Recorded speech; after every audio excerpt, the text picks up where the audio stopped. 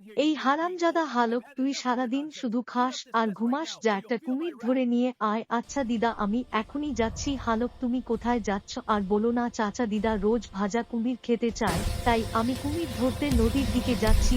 যাই হোক না কেন, আমাকে আজ একটা বিশাল কুমির ধরতেই হবে। ঠাকুরমা ভাজা কুমির খেতে চায়, আজ আমি ঠাকুরমার জন্য একটা বড় কুমির ধরব। এই মাছ পথ ছাড়, আজ আমি কুমির ধরতে এসেছি। এই কুমির আমার সাথে চলো।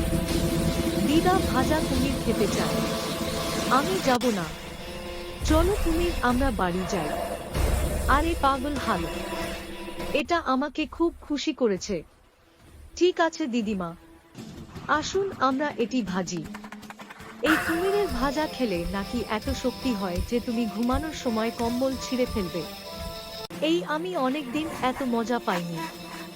সশব্দ হাসি, তোমাকে ছাড়া আমার দিন কাটে না। আমি হালক আপনার জন্য প্রার্থনা করছি। এই ভিডিওটি লাইক করুন, এই চ্যানেলটি সাবস্ক্রাইব করুন। আপনার ইচ্ছা 2 দিনের মধ্যে পূরণ হবে।